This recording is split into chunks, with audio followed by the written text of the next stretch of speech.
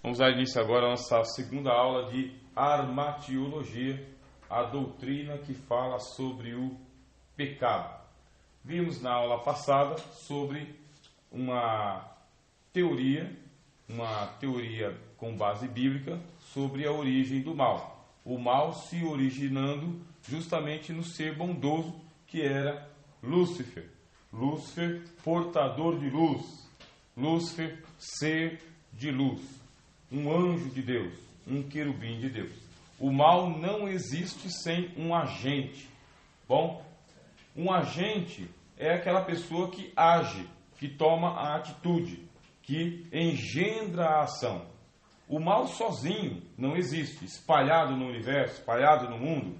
Você precisa de uma mente inteligente, um ser inteligente que acione o mal. Sem este ser inteligente, o mal por si só não existe. Ele não está em lugar nenhum. Agora você tem um agente inteligente. E ele é altamente inteligente, que é Lúcifer. Lúcifer, ser inteligente. Ele pertence a uma das categorias de anjos que Deus criou. A categoria dos querubins. Deus não criou muitos querubins. Deus criou muitos anjos. Mas querubins, Deus não criou muitos. Agora, de todos que ele criou um que era realmente diferente dos outros, e ele é chamado de sinete de perfeição ou padrão de perfeição, modelo de perfeição. Mas ele conseguiu acionar o dispositivo. Eu mostrei para vocês aqui a ilustração da bomba atômica, e com aquela ilustração você vê que é a bomba atômica. A bomba atômica é quando você faz o enriquecimento do urânio, e o enriquecimento do urânio, depois você bombardeia o urânio com dinamite. Quando você bombardeia o urânio com dinamite, o urânio ele libera uma carga explosiva que explode outro urânio, que explode outro urânio, que explode outro urânio.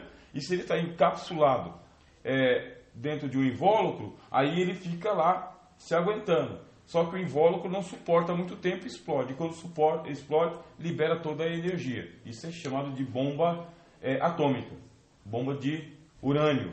Existe uma outra bomba que é a bomba de plutônio. E uma outra bomba chamada bomba de hidrogênio. Por que eu usei aí a ilustração da bomba? Eu usei para mostrar que o mal ele tem um efeito cascata, ou um efeito dominó, um efeito de radiação e irradiação. Depois que você aperta o botão, não tem mais jeito, não tem mais volta. Você apertou o botão.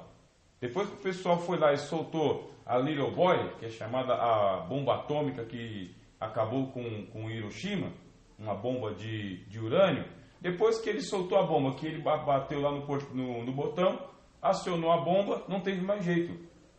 Acionou a bomba, teve que soltar e ela explodiu. Quando ela explodiu, 100 mil pessoas. O mal, ele não existe sozinho. Você precisa de um agente. Quando esse agente ele consegue reunir todos os fatores necessários, aí o que acontece? É só apertar o botão. Quais são os dois fatores que eu falei para você? Urânio enriquecido, mais uma dinamite. A dinamite explode o urânio explode o urânio, e aí libera a energia. Só que existe uma bomba de urânio, eu falei para vocês, e tem outra de plutônio, e outra de hidrogênio. E eu fiz até uma comparação para vocês. Ó. Comparando-se a bomba de urânio com a bomba de hidrogênio. É isso daqui. Quando o mal ele se gradua, ele tem um efeito cascata, tá? Só que ele também evolui. Ele se gradua, ele é gradual. Você tem um mal menor e um mal maior. Existem males que eles atingem só uma proporção, e outros males que eles atingem uma proporção muito maior ainda. Exemplo, mentira. A mentira, ela é um mal, e ela é um grande mal, só que ela tem uma proporção. Agora, dependendo da sua elaboração mentirosa, entendeu? Do agravante da mentira, como que você projetou a mentira, e como você fez para esconder a mentira, ou então propagar a mentira, aí ela vai ganhando tamanho. propagação. E no caso aqui, quem vai inventar a mentira é o Senhor Lúcifer. É o Senhor Lúcifer. Jesus Cristo disse, João capítulo 8, versículo 44, vós tendes por pai ao diabo. Ele é mentiroso e pai da mentira. Ele mente e ensina a mentir. Por isso que ele é o pai da mentira. É uma criação dele. É mentiroso e pai da mentira. Quando profere mentira, fala do que é próprio. Por quê? Ele não se firmou na verdade. Por que que Lúcifer não se firmou na verdade? Porque não há verdade nele. Ele conseguiu subtrair tudo aquilo que Deus havia colocado nele com a sua natureza de anjo. Tudo aquilo que havia de angelical em Lúcifer não existe mais. Tá bem? Lúcifer conseguiu anular a bondade por absoluto, por completo. Ele evacuou a bondade. Todos os traços que havia de imagem de Deus nele, todos os traços de querubim que ele tinha, ele esvaziou, ele perdeu. Ele conseguiu anular. Tamanho foi a proporção do mal que se gerou nele. Ele é considerado o príncipe das trevas, irmãos. Príncipe é princípio, tá? As trevas se principiam nele. Tem começo nele. Antes dele não havia essas trevas. Se principia nele. Aí nós estudamos isso aí com base em Ezequiel, capítulo 28, e em Isaías, capítulo 14, e outras passagens da Bíblia que elas estão relacionadas, tá? Se Deus nos abençoar e nós conseguirmos chegar lá, nós vamos estudar hermenêutica. E quando estudarmos hermenêutica, aí nós vamos estudar passagens paralelas, passagens correlatas, que são regras de interpretação da Bíblia. O que eu mostrei para vocês, então, são passagens paralelas.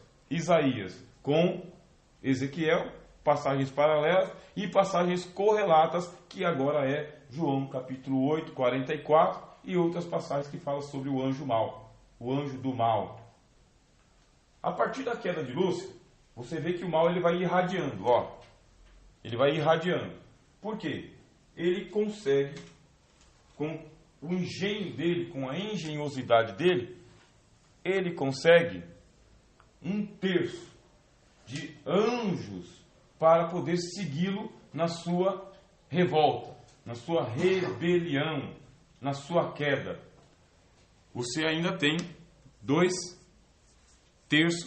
que são anjos, chamados de anjos eleitos. Mas você tem 1/3 de anjos pecadores, anjos pecadores. E o negócio que é tão enigmático isso daí, porque parece, a Bíblia vai dar a entender pra gente, que aconteceu uma outra rebelião de anjos. Além daquela rebelião de Lúcifer, com 1/3 parte dos anjos, aconteceu uma outra rebelião de anjos. Só que esses outros anjos que pecaram, o apóstolo Pedro diz o seguinte, eles estão reservados, estão aprisionados. O apóstolo Judas falou, eles estão aprisionados no Tártaro. E esses outros anjos que caíram fora da queda de Lúcifer, para vocês verem o que é o mal, eles foram aprisionados no Tártaro até o dia do juízo final. Tamanho que é o poder do mal quando ele alcança uma pessoa do bem. Sabe, você tem um motor, e o motor é o seguinte, ele faz 2 movimentos, tá bem? 2 movimentos. Primeiro, ele faz esse movimento aqui, ó, de dentro para fora. Você pega um fio, liga com outro fio, aí o que ele faz? Ele vai girar o motor. E aí o motor ele tem um movimento chamado de movimento centrífugo. Movimento centrífugo, porque ele está aqui do centro, fugindo para fora, tá vendo? Centrífugo. Agora, o mesmo motor, quando você pega e você gira a chavinha, você geralmente faz isso com o seu ventilador, tá? Você pega, para o ventilador e aciona o botão para o outro lado. Aí ele deixa de ser centrífugo e ele vai para centrípeto.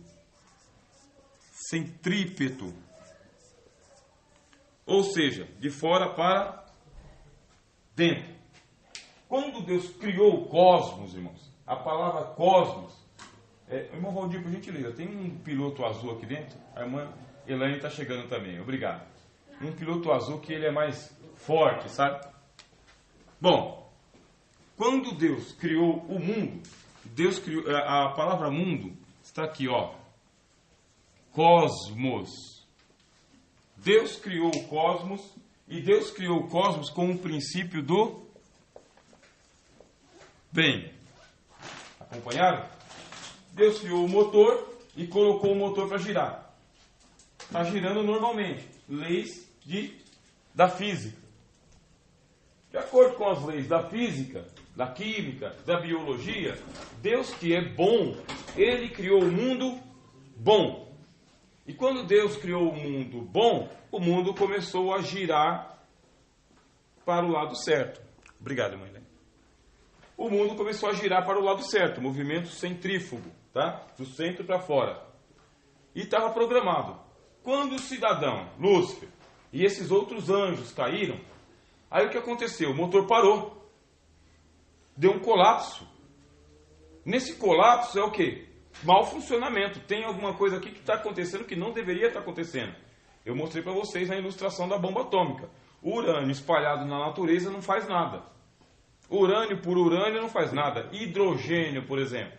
Hidrogênio é a molécula da água. Você tem lá molécula de oxigênio e molécula de hidrogênio. O que é uma bomba de hidrogênio? Eu isolo o oxigênio, fico só com a molécula de hidrogênio. Agora, isso aqui, urânio. Isso aqui, hidrogênio. Com um átomo de urânio, eu faço essa explosãozinha aqui, que mata 100 mil pessoas. Que solta 6 mil a 10 mil graus centígrados na atmosfera, que é na superfície do Sol. É o calor do Sol chegando na Terra. Quando o calor do Sol chega na Terra, ele chega a 40 graus. Só que ele sai de lá a 6 mil graus. Essa aí é a teoria dos astrônomos. Agora, e o hidrogênio? O hidrogênio, 10 mil vezes maior, mais potente do que o urânio. Mal menor, mal maior. Mentirinha, grande mentira. Isso aqui você pecando, isso aqui Satã pecando. Isso aqui é a proporção. Aí o que acontece? Deus criou o mundo e estabeleceu a ordem do bem. Na ordem do bem está funcionando tudo em ordem, tudo normal. Aí o Satã me cai. Quando ele cai, olha só, se eu isolo aqui o hidrogênio e eu consigo bombardear o núcleo do hidrogênio, ele vai liberar uma energia 10 vezes mais perigosa do que essa daqui. 10 vezes mais perigosa do que essa daqui. Por que Deus teve que aprisionar os outros anjos que caíram fora da rebelião de Lúcifer? Porque o mal começou nesse efeito de irradiação aqui, ó. O mal começou a tomar proporção. Ele foi alcançando outras esferas de outros anjos que a gente nem sabe quem são. A gente não sabe se eles são serafins, se eles são querubins, se eles são anjos ou qual categoria de anjos que eles são que não estão mais por aqui. Não estão por aqui porque o apóstolo Judas diz, estão presos em cadeias eternas, até o dia do juízo. E não podem ser libertados de lá. Por quê? Se fossem libertados de lá, provavelmente são piores do que Lúcifer. Em tese, são piores do que Lúcifer. Deus os aprisionou num lugar chamado Tártaro. Esse Tártaro aqui está abaixo do Hades, hein? O Hades já é um lugar ruim. O Tártaro está abaixo do Hades. Tem um abismo que separa o Tártaro do Hades. E o Hades já é um lugar ruim. Imagina o Tártaro. E no Tártaro Deus aprisionou esse pessoal aqui e eles não podiam ficar soltos, por quê? O motor está funcionando. Aí tem um colapso. Lúcifer, uma terça parte. Para o motor. Aí o que acontece com o universo, com o cosmos, que é bom? Aciona o botão do outro lado. Quando ele aciona o botão do outro lado, o movimento que era centrífugo começa a se tornar em centrípeto. Aquele que era de construção começa a se tornar de destruição. Aquele que era promover o bem começa a promover o mal. Aquele que era para glorificar a Deus começa a roubar a glória de Deus, tirar a glória de Deus. O universo entrou em colapso. O mal foi trazido ao cosmos, ao mundo. Inverteu-se a polaridade. Quando se inverte a polaridade, o que é bom fica mal. O que é mal fica bom. O que é certo vira errado. E o que é errado vira certo. O que é luz vira trevas. E o que é trevas vira luz. Percebeu? O mal. Eu estou falando para vocês agora de um mal chamado mal cósmico. A ação de Satã e a ação desses seres aí que Deus aprisionou no Tártaro é chamado de mal moral.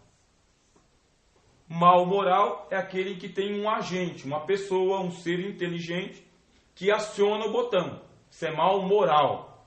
A palavra moral significa regras, tá? Normas, aquilo que deixa as coisas normais, regrado, sabe? Que dá pra gente ter um padrãozinho.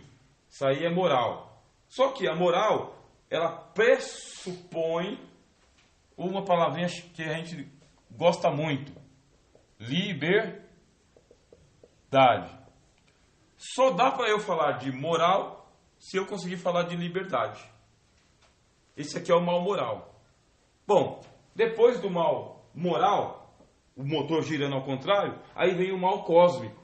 Esse mal cósmico, no nosso livro texto, que os irmãos daqui a pouco vão pegar com a nossa irmã Elaine ou com o nosso irmão Valdir, esse mal cósmico, ele é chamado de mal natural pelo livro texto, ou mal físico. Mal cósmico é o mal que está no mundo. E aí você que está com a tua Bíblia, vai encontrar aqui Romanos, capítulo de número 8, versículo de número 20. Romanos 8, 20.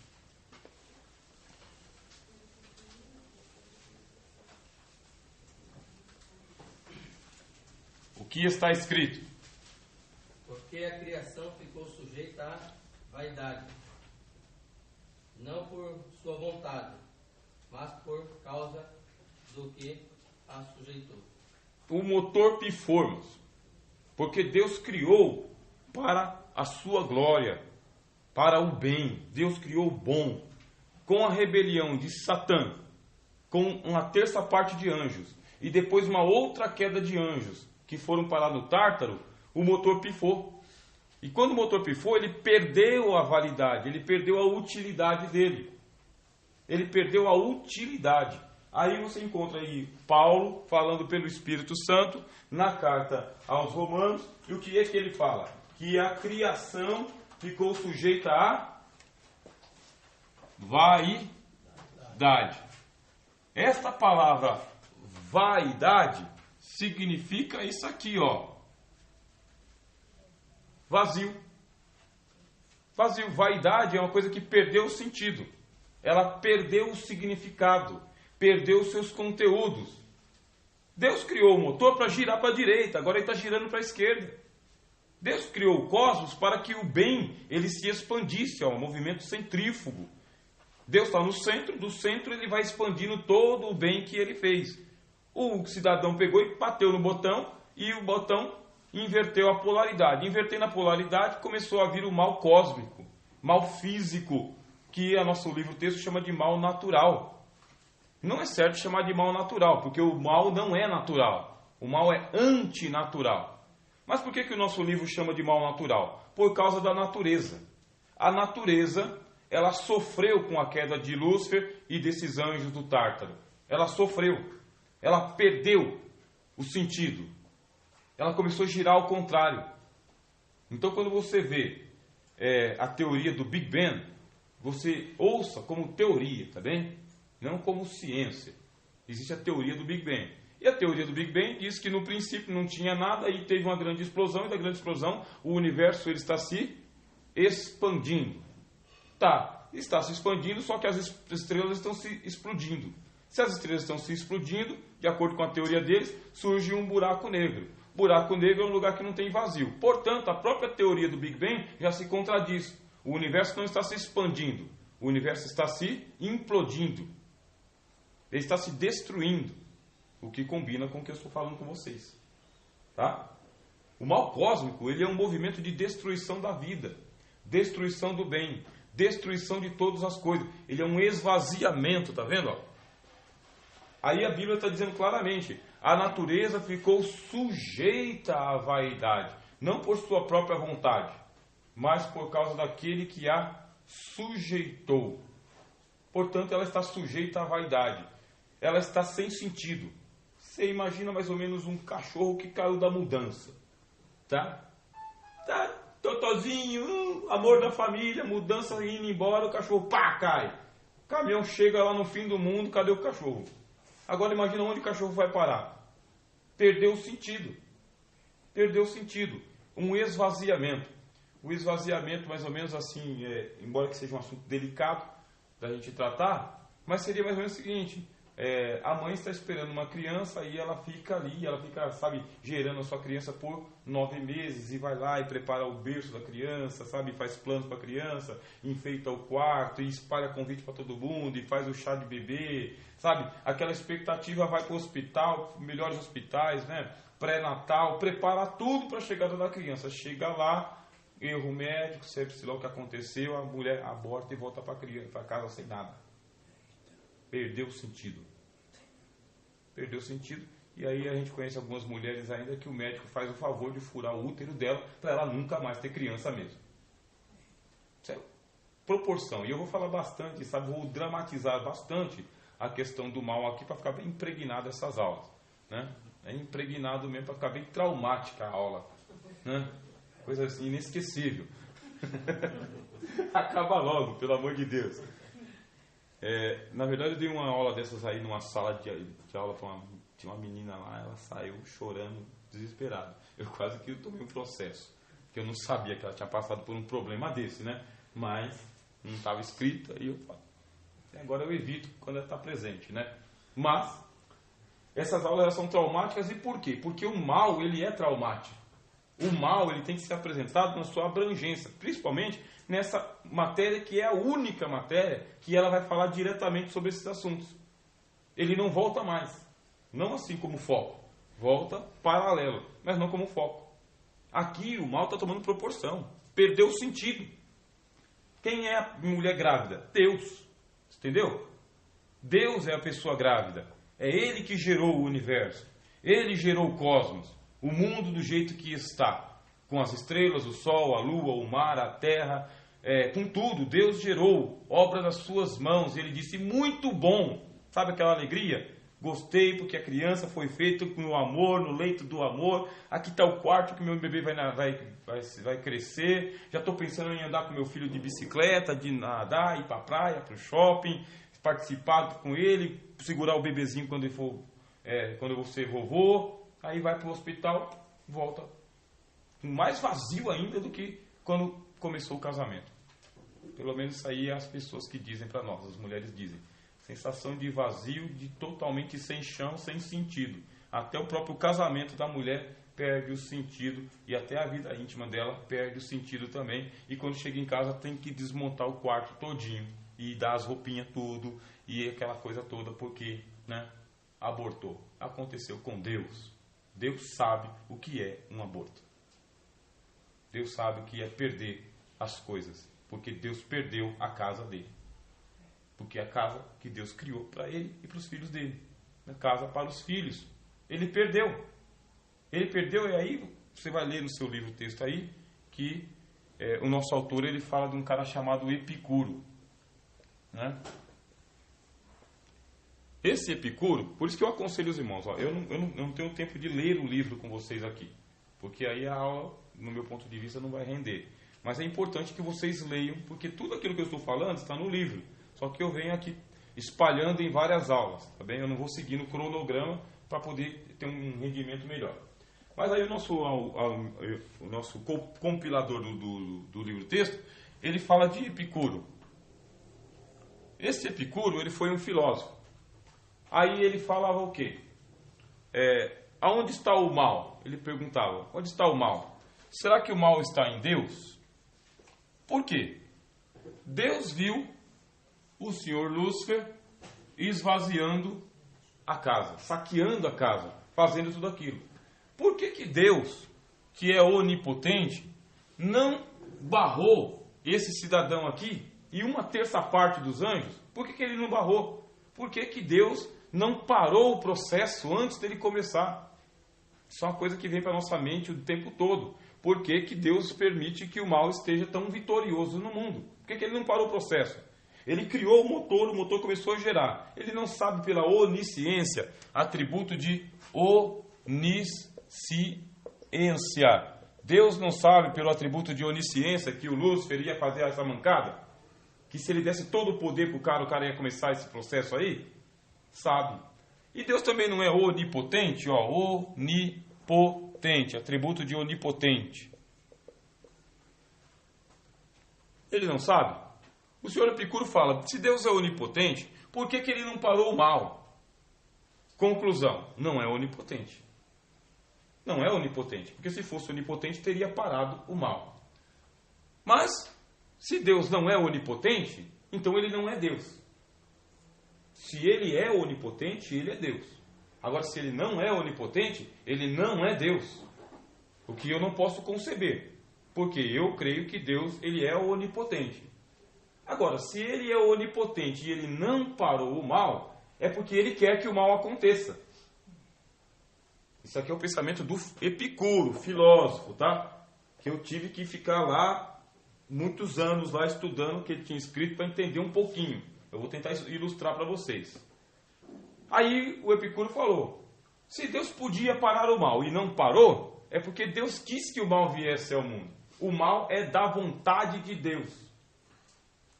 Aí você fala, então resolvi o problema. Não. Por quê? Pode sentar à vontade aí, se apresentar, fica tranquilo. Bom? Tem lugar aqui na frente também, ó. Tá? Só que tem um problema. Qual que é o problema? Se Deus quer o mal, então Deus é imoral. Por que Deus é imoral? Porque o mal é imoral. A maldade é imoral. Você está morando com uma pessoa na casa. Falei que a aula ia ser traumática, né? Você está morando com a pessoa na casa e você olha para ela e fala assim, nossa, que pessoa bondosa. Olha, toma cuidado com essa pessoa bondosa que mora dentro da tua casa, porque ele tem fama de pedófilo. Ele pega criancinha mesmo, de 5, 6, 7 anos. Cuidado. Ah, mas ele é uma pessoa boa, ele é meu vizinho. Não, ele é meu filho. Não, é meu marido, eu casei com ele. Não, olha, tem um caso de pedofilia aí que está envolvendo ele aí. Aí você fecha os olhos. Pouco tempo depois, essa pessoa tão bondosa pega uma filhinha sua, um filhinho seu. Mandaram um vídeo pela internet aí, chegou pelo Facebook. Um homem pegando a genitália dele e colocando na criança de 2 anos, na boca. Espalhou pela internet isso daí. Aí tá lá minha filha, pega e fala, pai! Ela tem uma filha de 6 meses de idade, né? Então ela fica apavorada. Pai, olha o que mandaram. Quando eu vou ver, cidadão fazendo sexo com uma criança de 2 anos de idade. Sexo oral. Você acha que o mal não está no mundo? Pedofilia é um pecado e é uma maldade. E é uma imoralidade você saber que uma pessoa tem tendências pedófilas.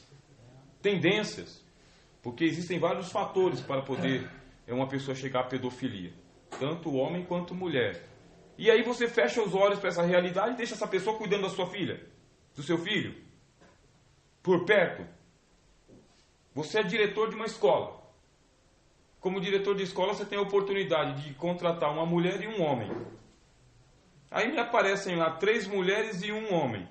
Ah, mas eu preciso de um homem para proteger as crianças. Qual que é a probabilidade de que esse homem, e eu não estou falando sendo sexista, tá? Não. Categoria. Qual que é a chance que você tem de colocar esse homem e ele mexer com uma das crianças na creche? A chance é de 1 para 3. Você tem 3 chances de acertar e 1 de errar. E você escolhe o cara. Você está correndo um risco. E não é que os homens que trabalham na creche são pedófilos, mas é um risco. Porque não é muito da natureza. Tá bem? Existem trabalhos aí que não é muito da natureza. Mas vai passando. Eu, por exemplo, ficaria de olho nessas pessoas aí. Já que não tem outros, já que tem tu, vai tu mesmo. Mas ficaria de olho e colocaria todo mundo de olho em cima dele. É melhor então eu não pegá-lo do que ficar com a pulga atrás da orelha. Isso não quer dizer que uma das 3 que você vai pegar lá não seja pedófila também, porque tem mulher pedófila. Tá? Tem mulher que faz aliciação de crianças. conheci uma professora que era professora de biologia e que ela gostava de fazer masturbação nas crianças. Ensinar como fazer. E ela dizia isso aí e ria à vontade. O mal, irmãos, ele é irradiador. E ele tem efeito cascata, só que ele é expansivo. Ele vai evoluindo. Aí o Epicuro fala, se Deus sabe que Lúcifer é um cidadão que vai colocar a criação no vazio, ele tem poder, mas ele não para, é por quê? Porque Deus é mau. Deus é imoral. Eu não posso conceber isso. Não posso conceber que Deus seja mau. Não posso conceber que Deus seja impotente. Se Deus pode parar o mal e Deus não para o mal, é porque ele é fraco então. Só que eu também não posso conceber que Deus seja fraco, porque não é um atributo da divindade. O atributo da divindade é fortaleza e não fraqueza. E aí? Então, o mal gerou a si mesmo. Bom, se o mal gerou a si mesmo, então eu tenho outro Deus. Porque o único que pode gerar a si mesmo é Deus. Se o mal gerou a si mesmo, é Deus. E aí, Epicuro, qual é a resposta? Epicuro fala, não sei. No final de tudo ele diz, eu não sei. Eu só criei o problema, não sei resolver o problema. Não sei qual que é a origem do mal. Para nós, na teologia, nós vimos que Deus criou as potencialidades.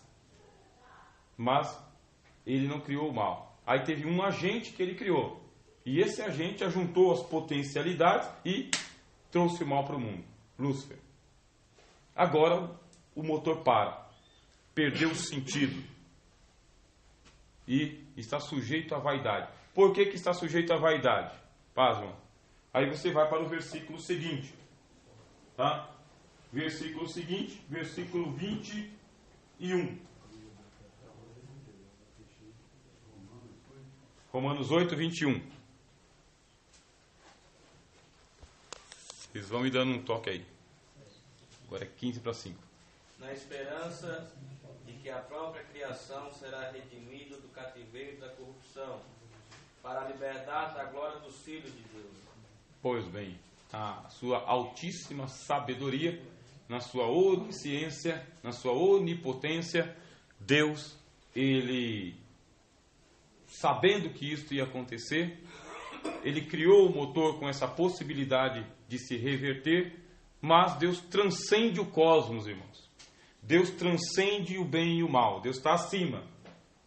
Deus está acima de todas as coisas. Portanto, ele já sabia como ia resolver esse problema, caso o problema viesse a acontecer. Manual de instrução, se acontecer de pifar, leva na fábrica. Ele sabe resolver. Ilustração simples, né? Deus criou o mundo e sabe como consertar.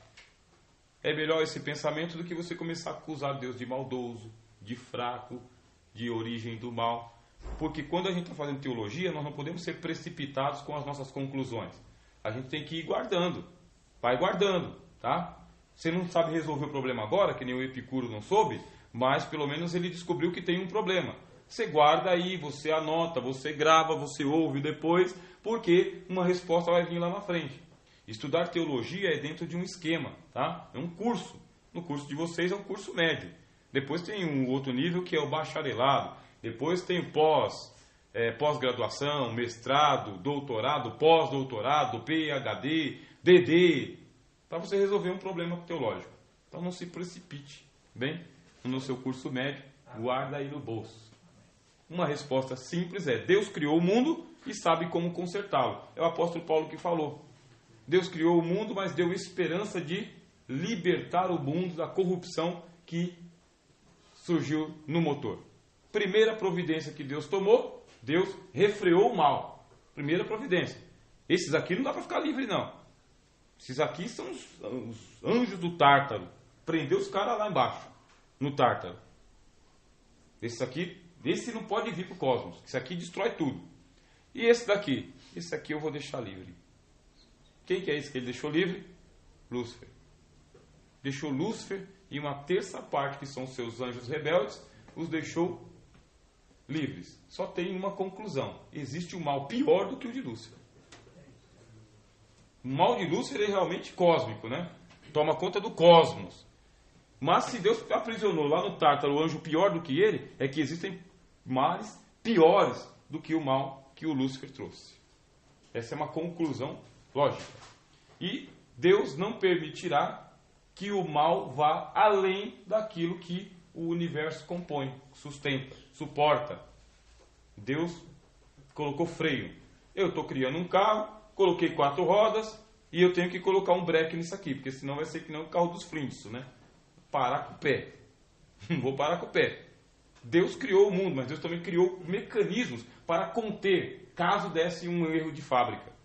Não é erro de fábrica, mas foi um defeito de mau uso. Estão entendendo as ilustrações, irmãos? Está surgindo aí bastante dúvida, está dando para esclarecer? A cabeça assim eu acho que dá para entender. Tá bom? Bom. Dá para entender que o mal existe. O mal existe. E o mal existe, ele foi se propagando, tá? Ele foi se propagando, ele foi tomando conta do cosmos. E ele gerou o chamado mal físico. Está no livro texto. E esse mal físico, ele provoca o quê? Primeiro, ele provoca maremotos. Existem maremotos. O que são os maremotos? Terremotos dentro do mar. Isso é maremoto. E todos os dias tem maremoto, tá bem? A Terra começou a tremer. Maremotos. Vulcões. O vulcão por si só, ele é uma espécie de válvula de escape, por causa da pressão que existe na crosta terrestre. Então tem umas larvas lá para baixo da Terra lá, e as larvas têm que sair de vez em quando igual uma panela de pressão. O vulcão por si só não é mal nenhum. Mas o pessoal pega e constrói em volta do vulcão. Constrói em volta do vulcão. Uma cidade inteira com 100 mil habitantes em volta do vulcão. Um vulcão chamado Vesúvio. Ah, que bonito, né? Legal, bem perto da gente aqui, constrói a casa lá. E aí tem pessoas que moram nas ilhas. Quando acontece um maremoto na ilha, perto da ilha, o que acontece com a ilha? Engolida. E quando o vulcão entra em erupção, a cidade vai para o espaço, igual a cidade de Pompeia. Vai para o espaço. E de vez em quando caem meteoritos na Terra. E os meteoritos eles vêm caindo. Só que na hora que eles caem justamente nas cidades que foram construídas. Eles chegam aqui e eles fazem devastação. Os meteoritos. Mal físico, ou natural, ou cósmico. É chamado de natural porque está acontecendo na natureza. O motor parou, começou a girar ao contrário, e em vez de criar o mundo, começou a destruir o mundo. Uma onda do mar. Uma onda simples, não é? Gostoso a onda, né? Havaí, Praia de Santos, Marizia, 3 metros, surfista, tsunami, legal? Tsunami, aconteceu um maremoto, o maremoto gerou uma onda, a onda veio viajando, chegou na orla da praia, não tinha para onde ela ir mais, ela cresceu, ganhou lá a proporção de 50, 100 metros de altura e 200 mil pessoas mortas na Indonésia. Isso que é as placas tectônicas, né? Aí o pessoal diz que existem placas tectônicas que ficam deslizando na costa terrestre e que uma entra embaixo da outra, quando uma entra embaixo da outra ou esbarra, aí acontece terremoto. Acontece terremoto todo o tempo todo. Mas algumas pessoas constroem em Los Angeles, ou no México, ou em Israel, lugares onde as pessoas estão, quando as placas começam a balançar, uma entra debaixo da outra, e esbarra e terremoto. 100 mil mortos, 50 mil mortos. Só que é um mal físico, cósmico, natural. Existe um mal que não tem como você evitar. Você não tem participação nisso daí. Quando você vem para a Bíblia, Deus é que controla o mal físico, tá? Deus é o autor do mal físico no Antigo Testamento. No Antigo Testamento, quem é que manda a chuva torrencial, a chuva de granizo? Deus. Ele falou para Jó, eu tenho um depósito de granizo. Você quer ver aqui, ó, depósito de granizo. Quando eu estou irado, eu mando granizo para a terra. Meteorito. E acabo com tudo. Deus. Quando estou irado, que eu quero colocar uma punição nos pecados dos homens, eu balanço a terra, chacoalho ela todinha e com o terremoto eu destruo todas as cidades. Mal físico. Só que o mal físico, de acordo com a teologia do Velho Testamento, ele tem um agente e não é o diabo. No Velho Testamento, quem manda na natureza é Deus. E ele manda bem mandado. Ele destrói com a natureza, com as forças da natureza. Terremoto, fome, tá? Fome, que é consequência do quê? Falta de chuva. Então ele para a chuva, não vem chuva, a terra não frutifica, Deus manda a fome. Deus, no Antigo Testamento, Deus assume o atentado terrorista. Fui eu que mandei a bomba. A linguagem é pesada? Pois é, os humanistas falam, né, é mal da natureza. Os profetas falam, não, é Deus quem está punindo por causa do pecado. Deus está usando os agentes da natureza para colocar um freio, um breque. Em que breque? Breque em quê? No mal moral.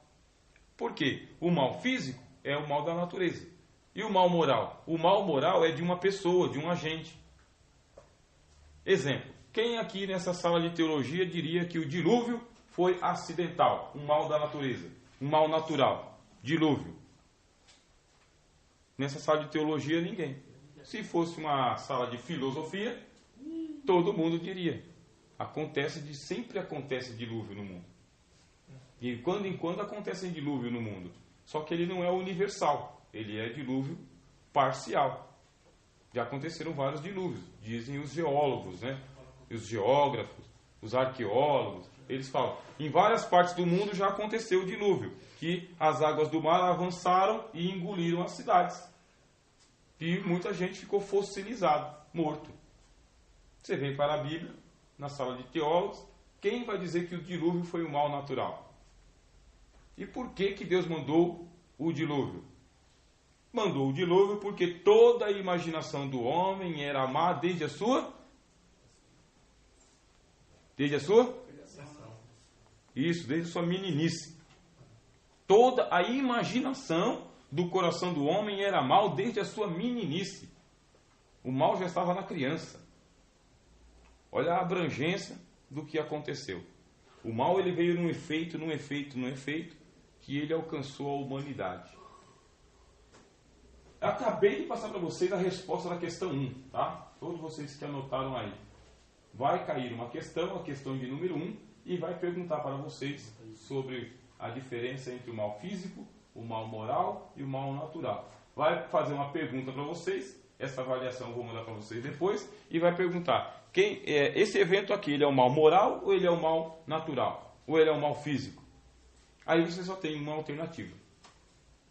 Acabei de mandar a primeira resposta aí. Essa mesmo. Vai ter que ouvir o áudio. Recapitulando, o mal físico é o quê? Agora, recapitulando, por que Deus ele não impediu? Eu vou dizer o seguinte, olha, vocês formam uma sala de aula, vocês são cerca de 50 alunos, em média, 50. Aí, eu uso o meu dispositivo, gravo a aula. Por que eu gravo a aula? Para mandar para aquela pessoa que quando não pode vir, né, não perca a aula. É um acessório. A aula não é um acessório. A aula é necessária. Agora isso aqui é um acessório. Agora o que eu sei? Eu sei que algumas pessoas falam, já que a aula vai ser gravada, eu não vou. Aí não vai no primeiro, não vai no segundo, não vai no terceiro. Não é por causa que ele não pode estar aqui.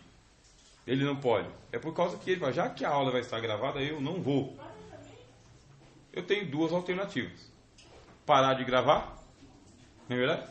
Paro de gravar, aí se a pessoa veio, se não veio, não veio, perdeu, né?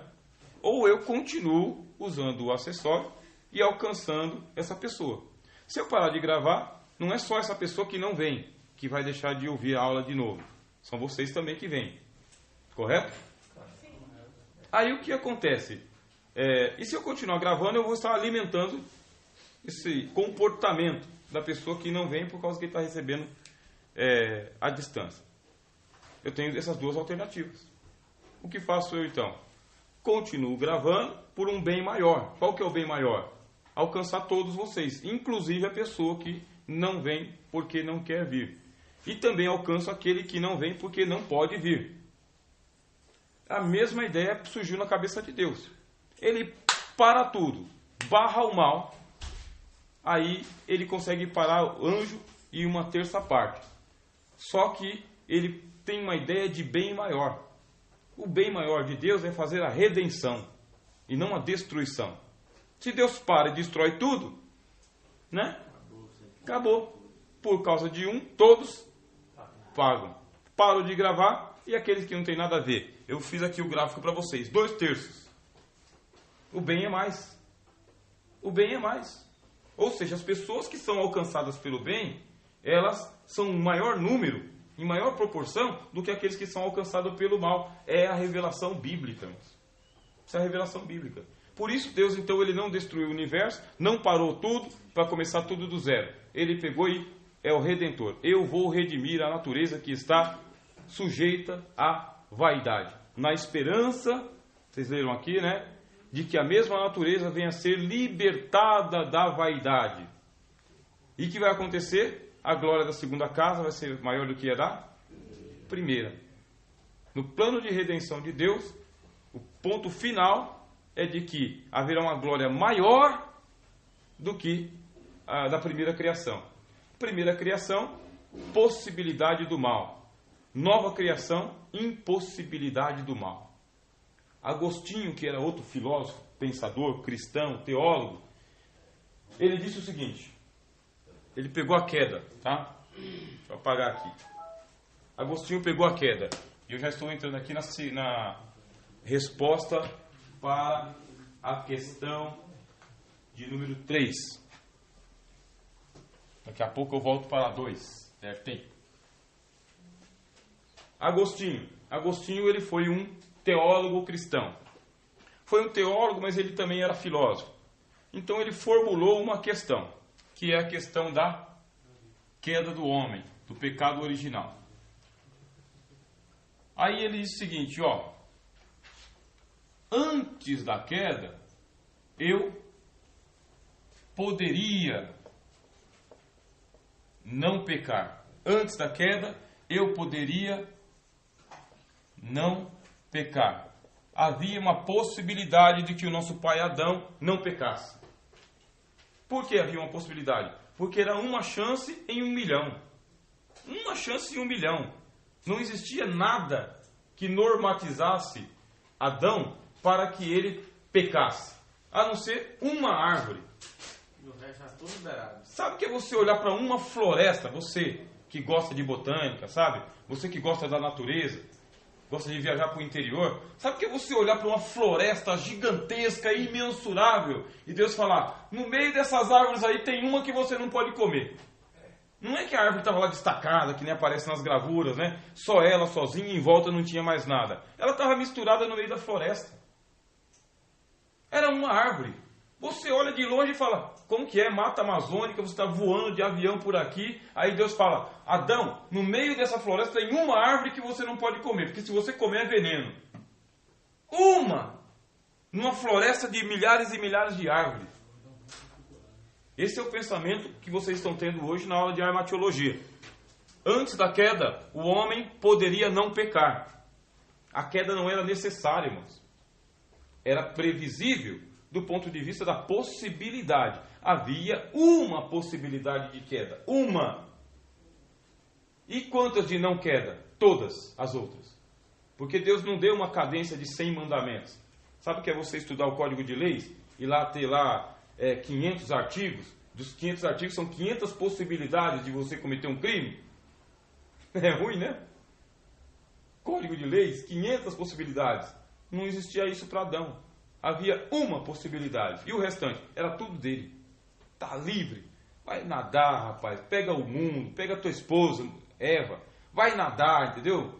Vai conhecer o que Deus criou. Vai colocar nome em macaco. Vai pescar. Vai adestrar os cavalos, entendeu? Monta um aras. Vai ser feliz com seus filhos. Vai para a Groenlândia. Vai andar por tudo quanto é canto do mundo. Fica aqui no Éden, plantado no Éden aqui, perto da árvore. Para quê, meu? Uma possibilidade de queda. Uma. E aí o que me faz o seu Adão? Fica em casa o tempo todo. Fica ali. Até descobrir qual que é a árvore que Deus falou. Aí descobriu. Quando descobriu, comeu. Esse conhecimento, pastor, de Satanás, Eva naquele tempo, já tinha conhecimento de Satanás, que ele já era do mal, o pai da mentira. Provavelmente. Né? Isso é uma hipótese, mas a Bíblia diz que a serpente era o mais astuto dos animais do campo. Então, quem colocou o nome de serpente? Adão. Ela já sabia. Adão olhou e falou: cobra, serpente, astuto, né? Então ele sabia. Já sabia, né? Tanto é que a cobra não veio conversar com o próprio Adão, veio conversar com a outra pessoa. Primeiro, ele já tinha mais, ele já sabia já, né? Ele já, porque ele era astúcia, então era mais difícil com ele, né? Poderia ele cair. Ele era dotado, né? Ele era dotado de sabedoria. Então o diabo ele usou uma estratégia ali. E essa serpente rastejava, pastor? Oi? Rastejava. Rastejava normal? Normal, era serpente mesmo, do jeito que está hoje, tá? Só falar, tem uns comentários que falam que ela andava em pé, né? Não. Caía, né? Papo É, furado. não. Não tem, não era uma lagarta, entendeu? Era uma cobra, serpente. A Bíblia sabe a diferença entre lagarto e serpente. Só que mudou que ia pisar na cabeça dela, né? Mudou, né? Por causa que ela ali estava era o diabo, né?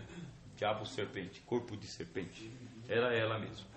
Bom, voltando aqui. Agostinho, tá? Teólogo. Agostinho, teólogo. Ele vai falar pra gente o seguinte: